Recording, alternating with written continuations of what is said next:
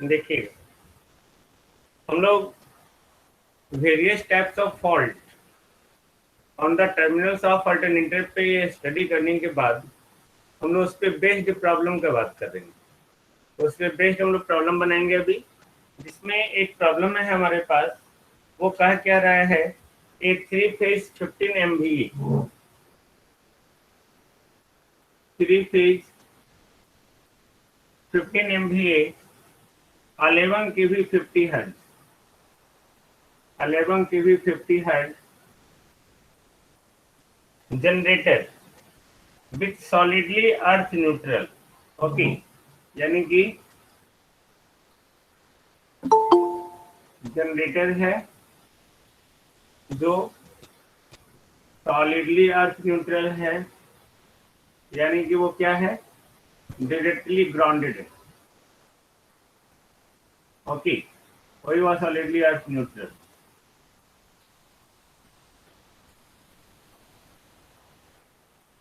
This generator हम लोग बना लिए। ओके, ए बी सी, ये phase A B C, solidly earth neutral यानी कि विदाउट इम्पीडेंस। ए कर रहा था अभी तक। Now has sub transient reactance, sub transient यानी कि XT double dash equal to 20%। 20% को लिख सकते हैं 0.2 पर यूनिट। और सुनो, है ना, x D dash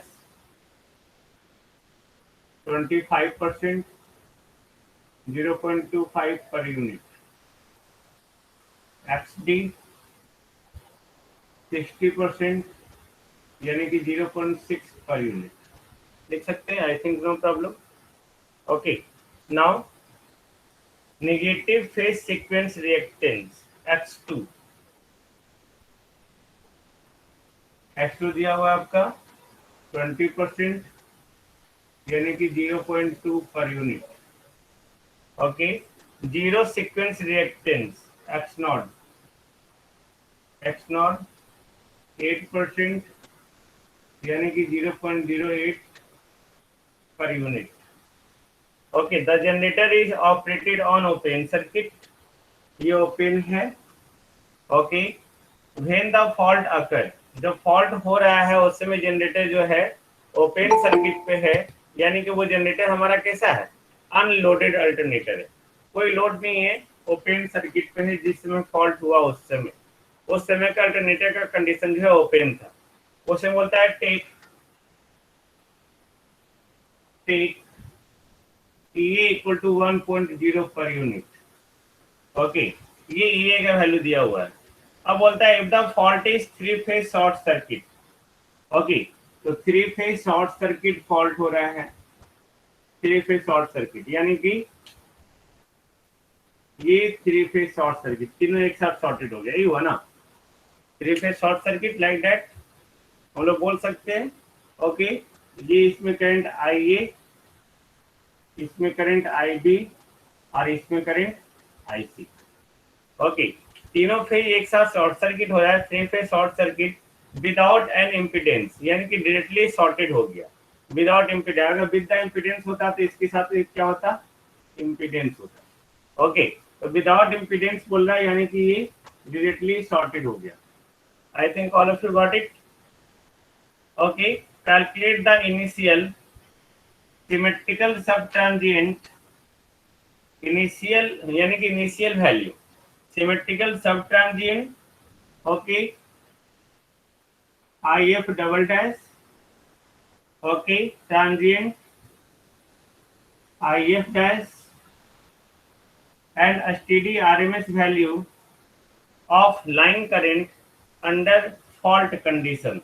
This is so simple, जितना बड़ा क्वेश्चन है उससे छोटा आंसर है इसका। ओके, आप सोचो, दैट इज सो सिंपल।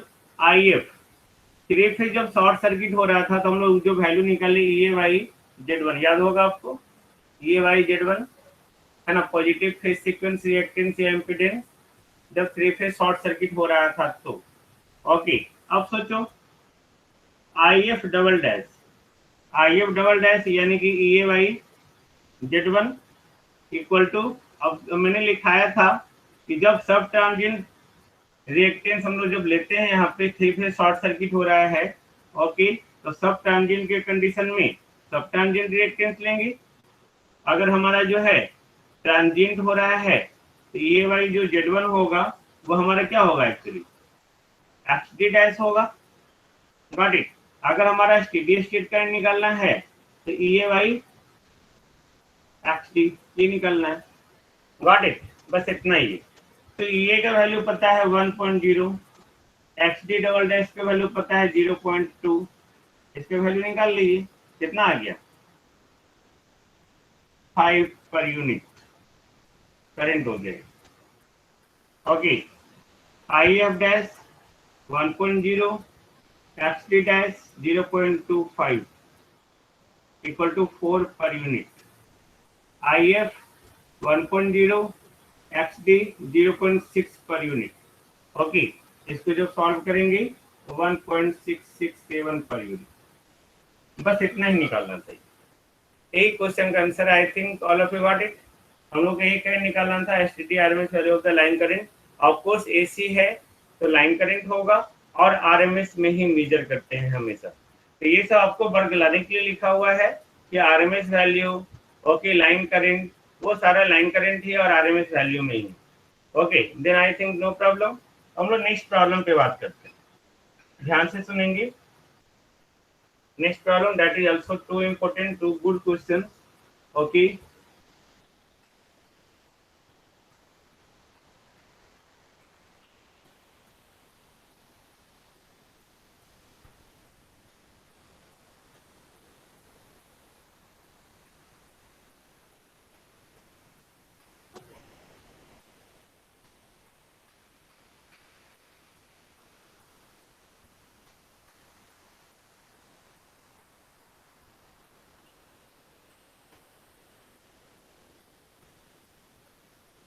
देखिए क्वेश्चन कर रहा है ए 25 MVA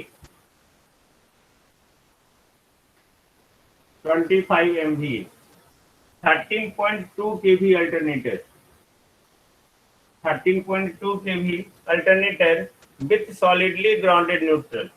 तो सॉलिडली ग्राउंडेड न्यूट्रल है ना। ओके, क्या रिपीट अभिषेक, इसी को ना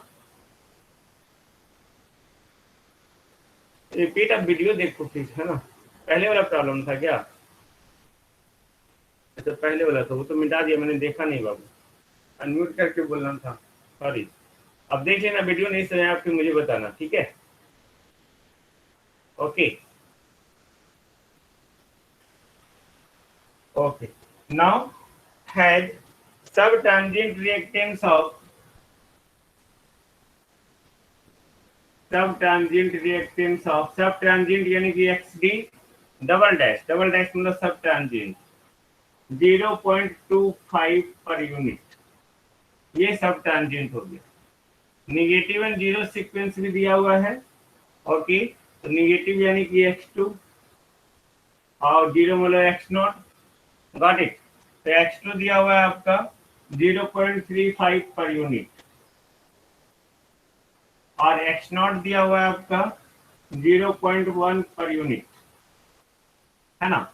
a single phase two ground fault occur with the terminals of this unloaded generator. ये अनलोडेड जनरेटर है, ये सिंगल फेज टू फॉल्ट यानी कि LG फॉल्ट हो गया, single phase two ground fault occur with the terminal of this unloaded generator. The fault impedance is J 0.1 per unit. ये fault impedance बता रहा है ना। Okay, ZF। ओके, ये फॉल्ट इम्पीडेंस ध्यान से देखिए, बोल रहा है fault impedance is J 0.1 per unit. तो ये J 0.1 पर यूनिट ये इंडिकेट कर रहा है कि इसमें किसी तरह का रेसिस्टेंस नहीं है। जेड को हम लोग लिखते हैं R प्लस JX के फॉर्म में। ओके, तो ये इम्पीडेंस एक्चुअल में, अब यहाँ पे ये JX के फॉर्म में है, यानी कि R खत्म, यानी कि ये इम्पीडेंस एक्चुअली किसके बराबर है, वो रिएक्टेंस के बराबर है ना। तो जेड मतलब ये एक्चुअली रिएक्टेंस, इसलिए हमने रिएक्टेंस का सिंबल बना दिए। Got it. अब जेड आपका हो गया। Calculate the fault current, fault current निकालना है। Okay, and terminal voltage under fault condition, terminal voltage निकालना है under fault condition. Express all current and voltages under fault condition as a percentage of rated value, मतलब percentage में निकालना है rated value के respect में। Now just see, LG fault हो रहा है ना, ध्यान से देखेंगे। For an LG fault,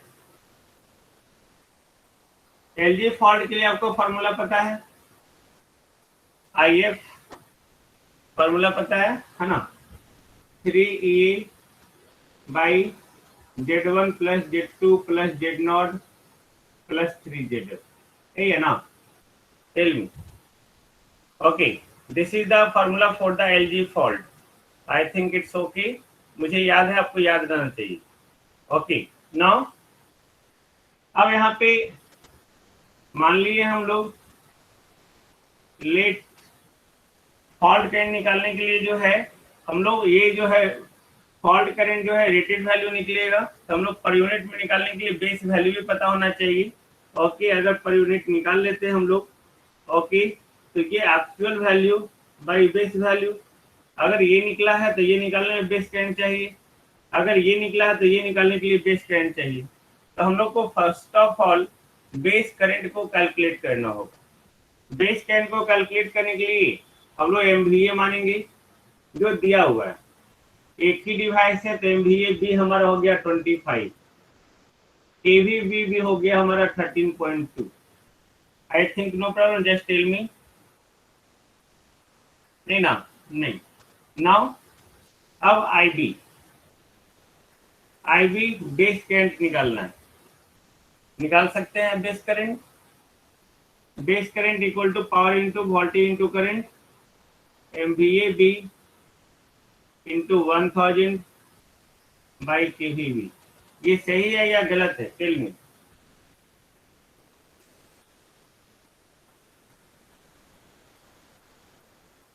formula सही है या गलत है?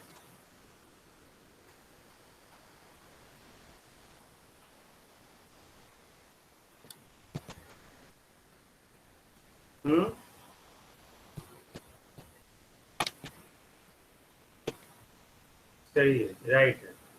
ओके, हम लोग इसमें क्या करेंगे, अब वैल्यू पुट कर देते हैं 25 इंटू 1000 बाई 13.2। ओके, जब आप इसको कैलकुलेट करेंगे इसका वैल्यू आ रहा है 1893.939 ampere. Okay, this one, very good. Okay, now अब IF per unit, IF per unit निकाल रहे हैं तो ये भी पर यूनिट, ये भी पर यूनिट, ये सारा तो पर यूनिट में दिया हुआ है, तो ये भी पर यूनिट। ध्यान रखिएगा, क्वेश्चन में अगर वोल्टेज के बारे में कुछ भी नहीं दिया हुआ है, ओके, वोल्टेज के बारे में कुछ भी नहीं दिया हुआ ये के बारे में, देन वो अंडरस्टूड है कि वो 1 पर यूनिट होगा। वैसे भी आप निकालेंगे, बेस वोल्टेज हम लोग यही माने हुए हैं, ओके, और वोल्टेज भी जनरेट यही कर रहा है, तो दोनों का वैल्यू डिवाइड करें तो क्या होगा, 1 पर यूनिट, है ना। तो ये हो गया 3 इंटू 1 डिवाइडेड बाई, याद करो जब हम लोग पॉजिटिव सीक्वेंस इम्पीडेंस निकाल रहे थे या पॉजिटिव सीक्वेंस नेटवर्क इक्वेशन निकाल रहे थे, तो पॉजिटिव सीक्वेंस इम्पीडेंस जो था that is equal to the sub tangent reactance, याद है या नहीं है? ओके, अल्टरनेटर का पॉजिटिव सीक्वेंस इम्पीडेंस जो है, okay, that is the sub tangent reactance. Okay, तो x1 xd डबल डैश के बराबर हो गया, तो ये हो गया 0.25, Z2 यानी कि x2 0.35, Z0 0.1 प्लस 3ZF, हम लोग J नहीं लेंगे क्योंकि हम लोग रिएक्टेंस ही ले रहे हैं, तो 0.1। जब आप इसको कैलकुलेट करेंगे ओके 0.3256, ओके 0.6, 0.9, 0.1, यानी कि 1 आ रहा है, ध्यान से देखो। ओके इसका वैल्यू आ गया 3/0.1, सॉरी 1.0, यानी कि 3 पर यूनिट। अब ये 3 पर यूनिट पता चल गया है, तो आई एफ निकल जाएगा। I F equal to I F per unit into I B, तो 3 इंटू 1893.939 इक्वल टू, ये सॉल्व क्या होना चाहिए, 5681.317 एम्पियर। क्लियर है। E A equal to what, E A equal to what, this is the voltage induced in the phase A in the alternator. Alternator में जो voltage induce हो रहा है, ओके वही वोल्टेज है वो। ओके स्टेटर वाइंडिंग में जो फेज ए के कॉरस्पॉन्डिंग वोल्टेज इंड्यूस हो रहा है, that is the induced EMF in the phase ए। तो ये हम लोग को पता चल गया, तो ये फॉल्ट करंट हो गया। अब याद कीजिएगा 1 कैसे हुआ, अरे ये वोल्टेज हमारा यही थी, ये ही है। ओके वोल्टेज जो इंड्यूस हो रहा है, this is not the terminal voltage, this is the E A. और अगर हमने इसको पर यूनिट वैल्यू निकालते हैं, ई ए का पर यूनिट वैल्यू, ओके ये पर यूनिट में है। ओके तो 13.2 डिवाइडेड बाई 13.2 क्या हो गया, 13.2 ही बेस मान लिए ना हम लोग। ओके तो 13.2 divided by 13.2 equal to 1। Okay now I F, I F आपको याद होगा, ओके कि आई एफ हमारा आई ए के बराबर था, आई एफ इक्वल टू आई ए था। और आई ए हमारा जो है आपको याद होगा वो आई ए बाई 3, या तो इसी को लिख सकते हैं 3 आई A not 3 I A 1 3 I A 2, या आप इसको इस तरह से लिख सकते हैं, इस तरह से। याद होगा जब हम लोग पॉजिटिव फेज सीक्वेंस वहां पे हम लोग पर एलजी फॉल्ट निकाल रहे थे, एलजी फॉल्ट के लिए आई A 1 I A 2 I A not तीनों आपस में बराबर। Okay and that is the 1/3 of the phase current I A equal to I A by 3। तो हम लोग आई A not I A 1 I A 2 निकाल लेंगे, यानी कि I A naught equal to I A 1 equal to I A 2 equal to I A by 3 equal to, okay I A by 3, ये 3 से multiply करें तो ये क्या हो जाएगा, इक्वल टू 1893.939 एम्पियर। क्लियर है। ये हमारा आई ए नॉट निकल गया। ओके अब अगर पर यूनिट में निकालेंगे, जैसे एक्चुअल वैल्यू हुआ इन पर यूनिट, तो पर यूनिट में निकालेंगे तो आई A not I A 1 I A 2 1893.939 और बेस वैल्यू कितना है, नहीं वो नहीं होगा ना, डिवाइडेड बाई 3 है आरती। ओके ये तो हमारा ये आया आई एफ, आई एफ बाई 3, तो ये देखो यहाँ डिवाइडेड बाई 3 हो जाएगा, तो ये आ जाएगा ना। Got it. अब बेस वैल्यू में हमारा यही है 1893.939 इक्वल टू 1 पर यूनिट, तो करंट निकल गया। ओके अब बोल रहा था आपको वोल्टेज निकालने के लिए, तो वोल्टेज निकाल लीजिए। आपको याद होगा equation VA1 equal to EA minus IA1 Z1, VA2 equal to minus IA2 Z2 and VA nought equal to minus IA nought Z0। Got it. तो इसमें वैल्यू पुट के निकल जाएगा, सारा पर यूनिट में ही है, तो पर यूनिट में ये का वैल्यू 1, IA1 का ही वैल्यू 1 और माइनस Z1 ये हो गया 0.25, यानी कि 0.75 पर यूनिट वोल्टेज का वैल्यू VA1 का। Got it. फिर VA2 का आप निकालेंगे, माइनस IA2 का वैल्यू जो है पर यूनिट में 1 और Z2 0.35, यानी कि माइनस 0.35 पर यूनिट। यहाँ पे माइनस क्या इंडिकेट कर रहा है? माइनस ये इंडिकेट कर रहा है कि उसका फेज एंगल -90 डिग्री होगा। इसका मैग्नीट्यूड 0.35 ही है, गॉट इट। बट वो माइनस इंडिकेट कर रहा है कि वो पाई फेज एंगल होगा, है ना। आप सोचो, one angle 0 degree, okay, one angle pi, तो वन एंगल 0 डिग्री को 1 + j0 लिखेंगे, और वन एंगल पाई को हम लोग क्या लिखेंगे? -1 + j0। कैसे? इसको लिख सकते हैं 1 cos पाई + j 1 sin पाई, लिख सकते हैं।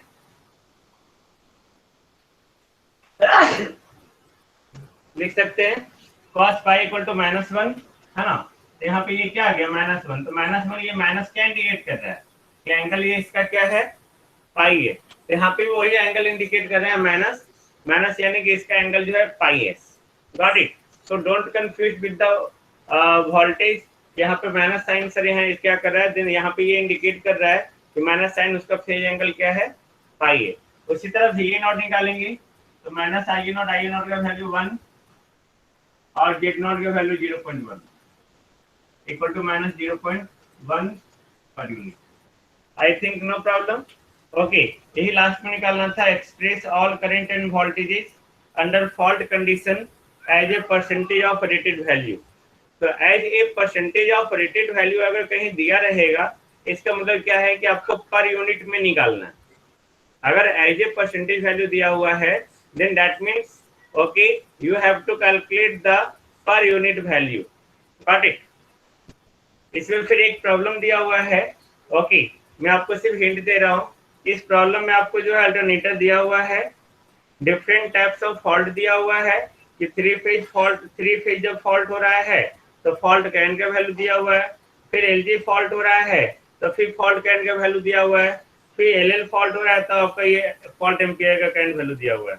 अब बोलता है जनरेटर जो न्यूट्रल जो है सॉलिडली ग्राउंडेड है, तो पूछ रहा है find the value of 3 sequence reactance of the alternator.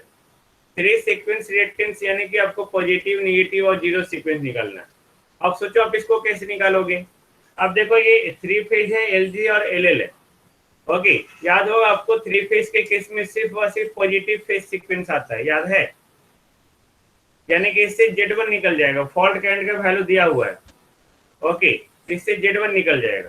जब Z1 निकल जाए तो आपको LL फॉल्ट में याद होगा कि सिर्फ पॉजिटिव और नेगेटिव फेज सीक्वेंस होता है इम्पीडेंस का, Z1 + Z2। आपको अगर याद होगा तो -j√3 EA divided by Z1 + Z2 होता है। तो ये हमारा हो जाएगा 1 पर यूनिट, है ना। पर यूनिट में अगर कुछ भी नहीं दिया हुआ है, यहाँ पे वोल्टेज 11 kV है, तो बेस वोल्टेज अब जैसे ही मानेंगे 11 kV तो वो 1 हो जाएगा। तो 1 हो गया, Z1 आपने निकाल लिया 3 फेज फॉल्ट करंट से, तो इससे Z2 निकल जाएगा। उसके बाद LG फॉल्ट दिया हुआ है, उसका फॉल्ट करंट का वैल्यू, है ना। तो LG में जो हमारा तीनों होता है, Z1, Z2, Z0। Z1 value पता चल गया, Z2 पता चल गया, तो Z0 निकल जाएगा। टेल मी, यहाँ पे जो फार्मूला है, फार्मूला में आपको एक बस यही देखना है कि फॉल्ट करंट का जो फार्मूला, जैसे यहाँ पे फॉल्ट करंट है, तो ये EA का वैल्यू जो है 1 पर यूनिट होगा, क्योंकि जैसे आप बेस वोल्टेज ये मानेंगे तो दिस डिवाइडेड बाई दिस, इसके वैल्यू 1 पर यूनिट, तो ये ऑटोमेटिक 1 पर यूनिट हो गया। और क्योंकि सॉलिडली ग्राउंडेड है और बिना फेज इम्पीडेंस का है, ओके, तो आप यहाँ पे क्या होगा, देखो पॉजिटिव, नेगेटिव, जीरो। यहाँ पे पॉजिटिव मिल गया आपको 3 फेज फॉल्ट से, नेगेटिव मिल गया आपको ओके LL फॉल्ट से, क्योंकि वहाँ पॉजिटिव पता है, और LG फॉल्ट में इन दोनों पुटअप कर देंगे तो Z0 निकल जाएगा। और IF का वैल्यू तीनों में दिया हुआ है। तो just please calculate. Okay, I think there is no any problem regarding the fault.